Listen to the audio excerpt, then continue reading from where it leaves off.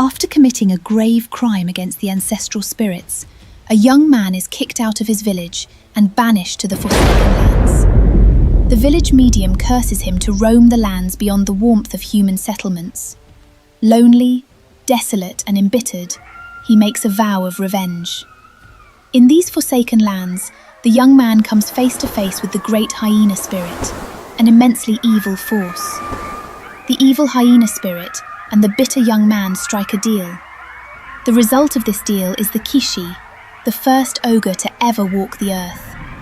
Having both the face of a charming human and a terrifying hyena, the Kishi goes back to his village to seek revenge. The Kishi has a taste for kidnapping young women, such as Wairimo. Blinded by love and his charms, Wairimo follows the Kishi into the darkest and most dangerous forest in Luanda village.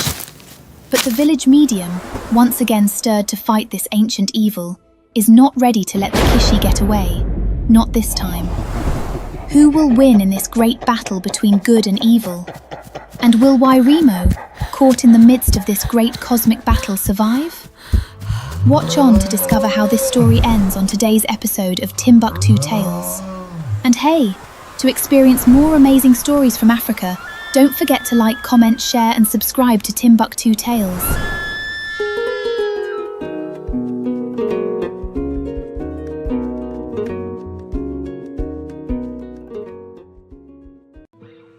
The harvest had been generous. The millet stood tall as a man's waist. Luanda danced. Drums throbbed like heartbeats. Dust rose in sweet clouds. Boys in lion grass skirts spun girls whose beads flashed fire. Old women clapped, remembering their own agile years. 5 friends sat apart, braiding one another's hair with ochre and oil. Lamba, the sharp-eyed one, worked the tightest plaits. Beside her giggled Wairimo, who trusted every smile. Then quiet Cozy, dreamer of faraway lands.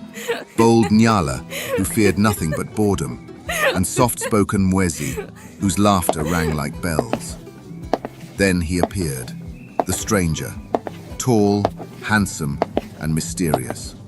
No one suspected the evil hiding beneath his elegant exterior.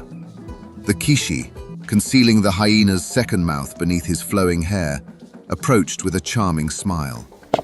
They could never have guessed that this stranger was the monster they feared in whispers. "What are you doing, girls?" he asked, his voice smooth as silk. Tall, skin sun-kissed, a smile as sweet and moving just as softly as honey. "Why sit when the drums call?"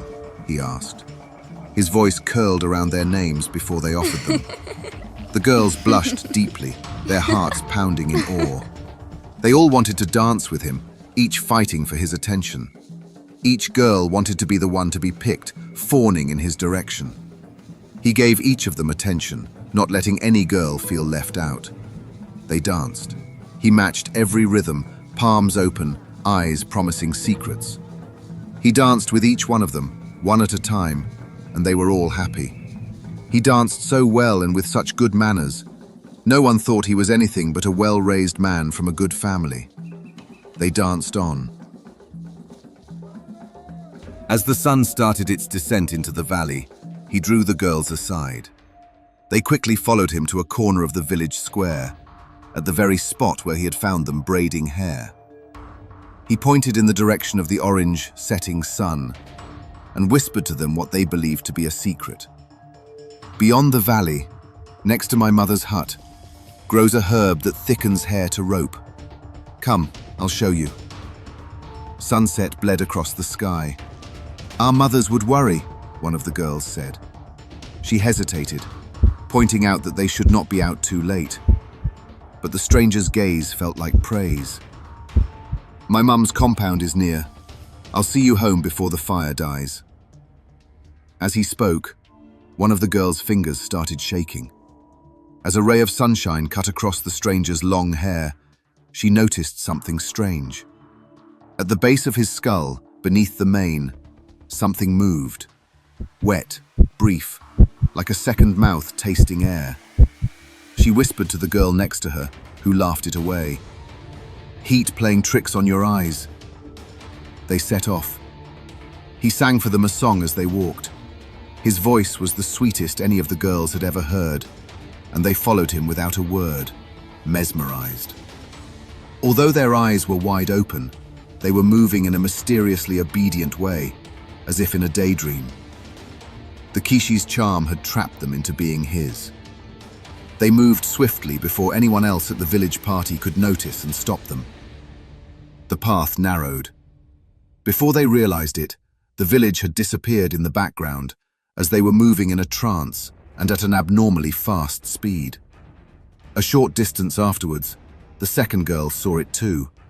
The ripple under hair, the flash of a massive jaw. Awakened from her daydream, she shakingly tugged the sleeve of the girl who had seen it first.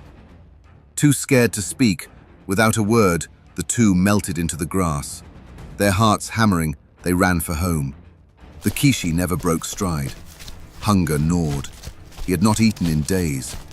When a rabbit darted across the path, his hunger got the better of him, and he snatched it.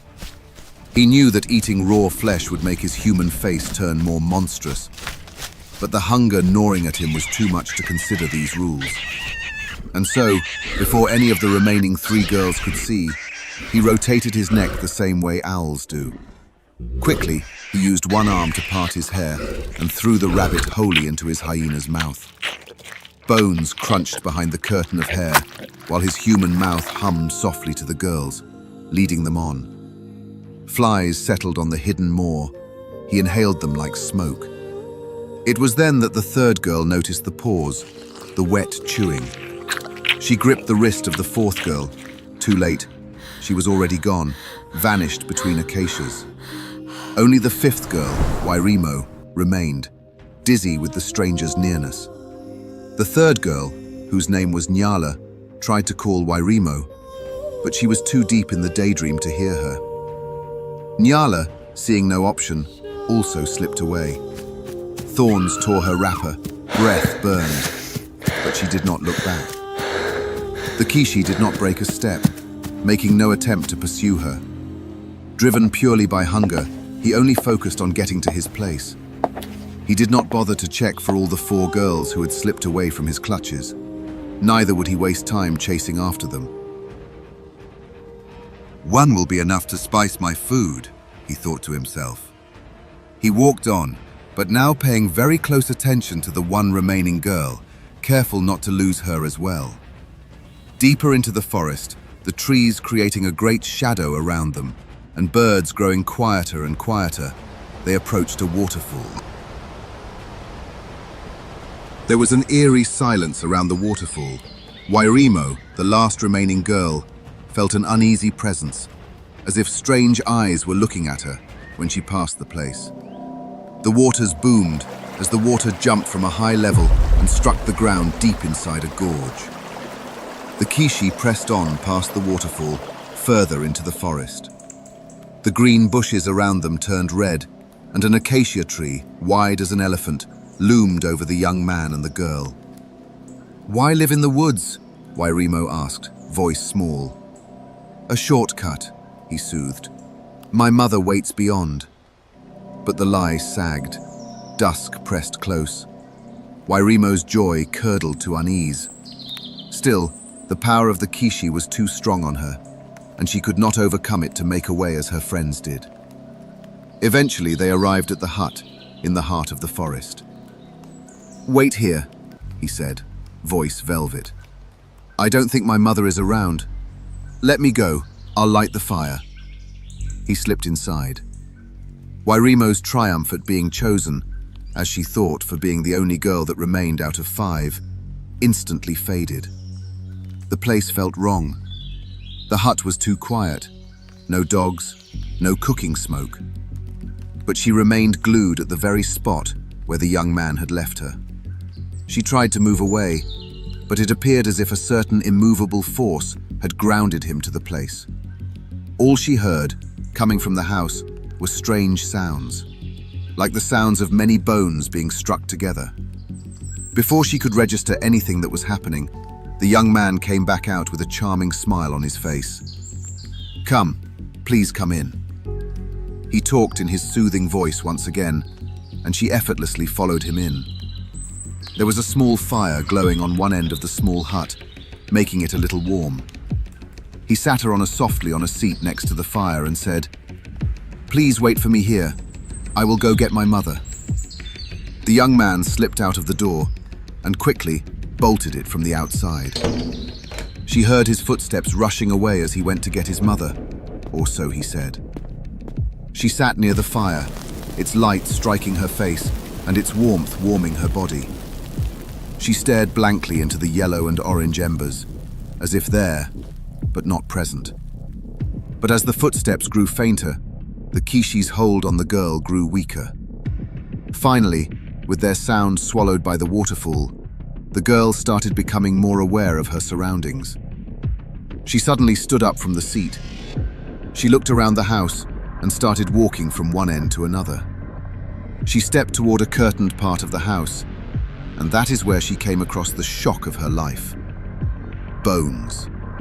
Human bones, stacked like firewood, some still wearing bead bracelets. Most had been cleaned spotless, not a single flesh left on them. Some of the skulls were cracked, other bones were broken in awkward ways, and having never seen such a sight before, she could not even place which bones belonged to which part of the body. They were stacked in an orderly fashion, as if the person who did it considered it a work of art. Wairimo's stomach churned.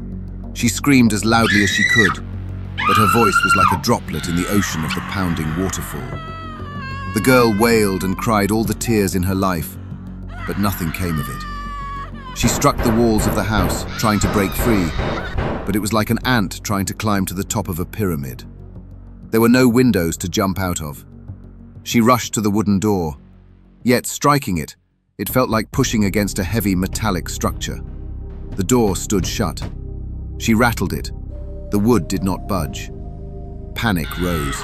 She beat the walls once again, but nothing moved. She tried to jump toward the roof, to clutch the thatch and crawl through the top. But it miraculously moved further away from her. The more she tried, the further away it moved. She screamed until her throat bled. Nothing. When she had cried all she could and lay flat on the ground, a skull dropped from the rafters, landing with a hollow clack. The girl could not believe her eyes, and instead of being scared, having cried all her tears, she just looked at it blankly. She had already resigned to her fate. The skull's eye sockets glowed faint blue. "Peace, sister," it said, voice dry as wind over graves. "I am the first he took from my village, far, far away." Its empty jaw clanked as it spoke, the teeth and bony jaw clanking as they ground against each other. "But my people never forgot me, and their continued prayers have given me one final light. Tonight, I balance the scale." Wairimo shrank back, thinking this all was still a dream. Before the skull could speak further, a rat emerged from behind the pile of bones, rushed towards it, and knocked it down in one single blow. Then it quickly rushed and jumped toward the wall, and magically passed through the solid barrier, disappearing into the bushes outside. The skull regained its balance. "Listen, we don't have time," the skull continued. "I will open the door. Follow the path you came on. Just run and don't dare look behind.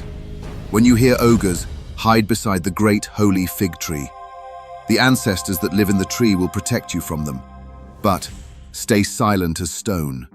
If you make any noise, they will no longer be able to shield you. Ancestors do not like foolish people. At home, summon every warrior from every village.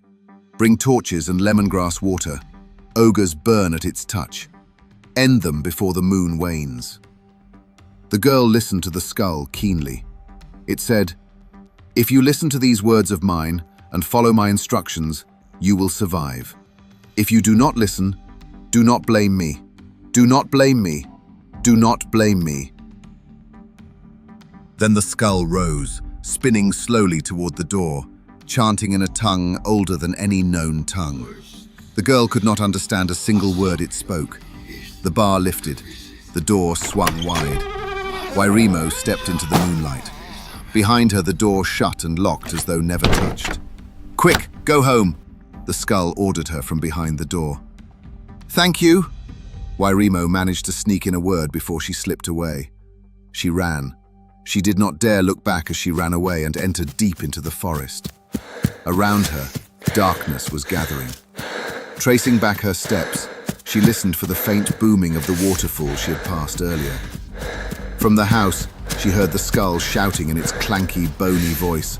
"Run, girl, run! Bring back the soldiers! And don't forget the medium's water!" In the meantime, behind the thick wall of the waterfall, the Kishi had gathered its followers. They were seated in a semicircle with their leader in front of them, standing boldly. The cave was filled with piles and piles and piles of bones. Bones of all kinds, from large to small animals, human and non-human, scattered endlessly after every meal. "My brothers and sisters," the Kishi said, "today I have brought you another new girl. As promised, this will be the spice for our meal today."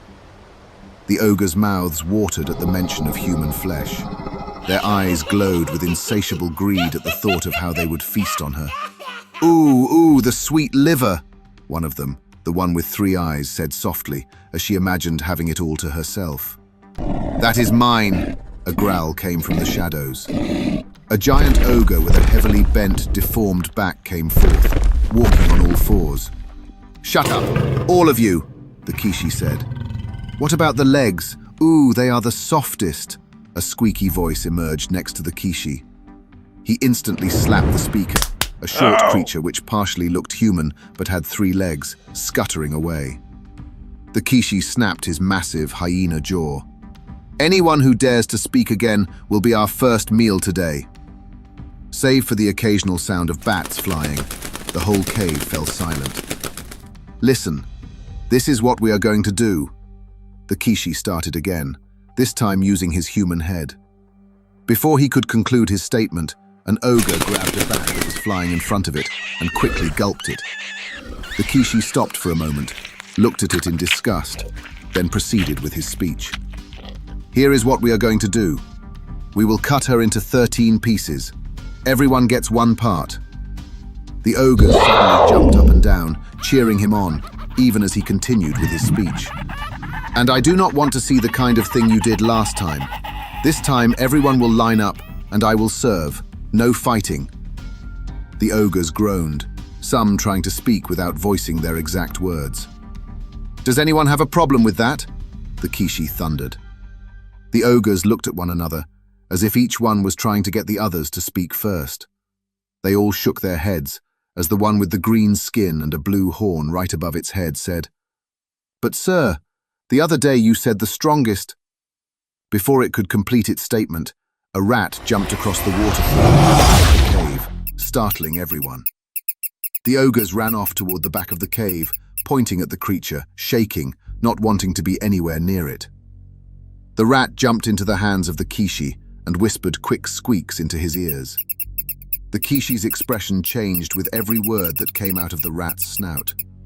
His hyena head snapped back and forth, and the human side grinned with inexplicable anger. "Quick!" he ordered his minions. "Quick, quick!" His hyena voice was a massive growl. "Follow me! Let's go get our meal!" The forest breathed around her, fireflies buzzing, rustling leaves in motion, her own heart pounding endlessly on her chest. Despite heaving as if she was about to drop dead, Wairimo kept on running, following the footpaths guided by the ever-growing sound of the waterfall. She kept pressing on through burning lungs and legs, knowing for certain that she had to run home before the ogres caught her. As she approached the edge of a section of the forest filled with red bushes under the shadow of a looming fig tree, she heard them. Low growls, the pad of many feet, the thump of heavy animalistic footsteps. She dove into the shadow of the giant fig tree, pressed among roots, and held her breath. She kept quiet as possible, and stood fixed in one position, petrified by the sight in front of her. The Kishi led the procession with both its heads out in the open. The hyena head, large and with a jaw filled with massive yellow teeth, looked in front. The human head, still handsome but contorted into an angry expression, faced the back. From time to time, the head would twist back and forth, like that of an owl, with the heads facing from one direction to the other. 12 ogres of every nightmare shape followed him. Some wore hyena heads like the Kishi's own. Others bore too many limbs, too few eyes, mouths where ears should be. They spoke of past banquets, naming villages whose names made Wairimo's blood freeze. These were the villages whose daughters had disappeared mysteriously. They talked loudly and chanted how they would enjoy the fresh flesh on this night as they briskly walked toward the tree. As they approached the fig tree, with the scent of the girl on the trail, confusion hit them. Noses lifted. A creature with 8 legs and 3 heads spun in circles, sniffing. "Fresh meat nearby," it growled. The Kishi snarled. "That is my captive's old trail. Hurry, before she cools." He shoved the beast onward. "Hurry on, idiot!"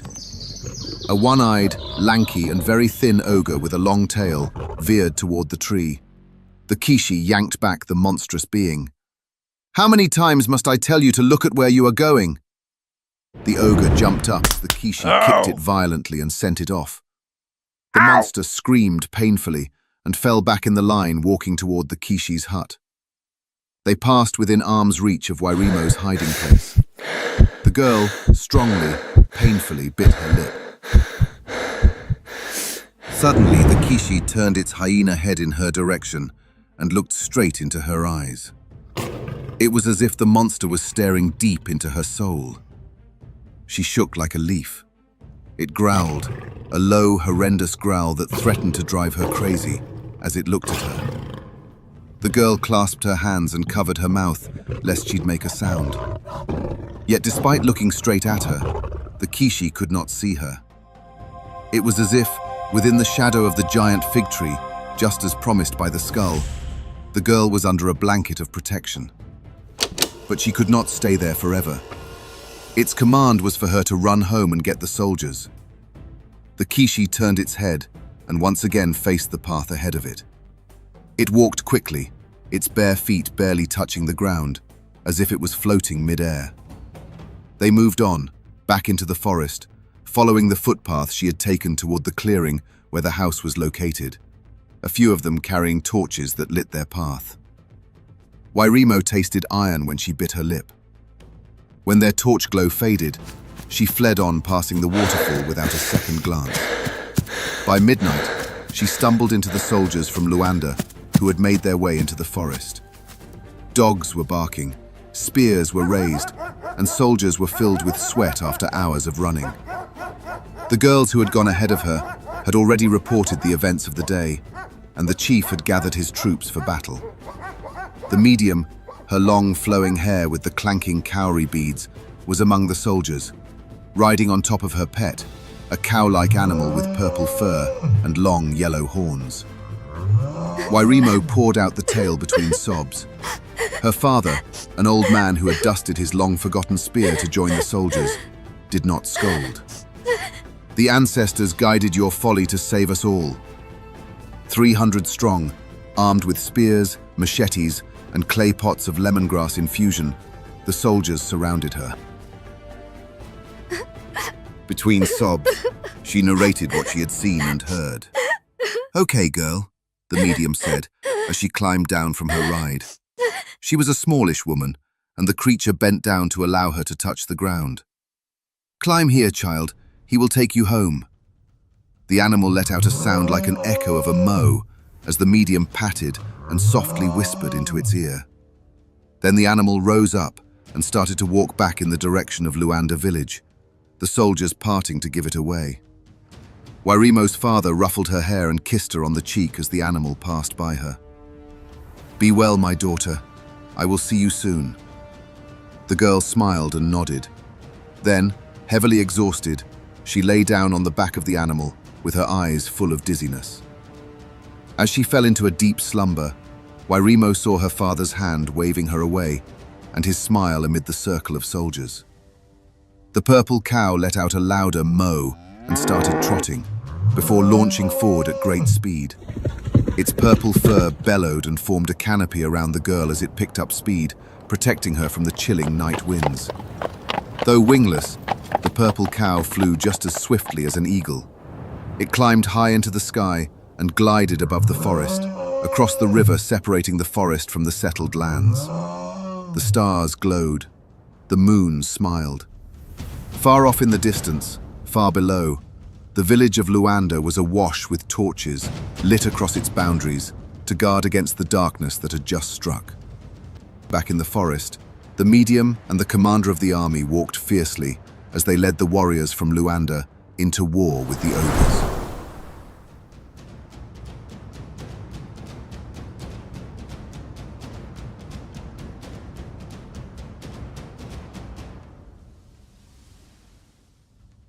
Thanks for watching today's episode of Timbuktu Tales. Like, share and subscribe to watch more of such amazing tales from Africa. And hey, don't forget to hit that notification bell to always get updates. Are there any stories you would like us to work on? Feel free to share your ideas in the comment section below. And hey, don't forget to hit that notification bell to always get updates.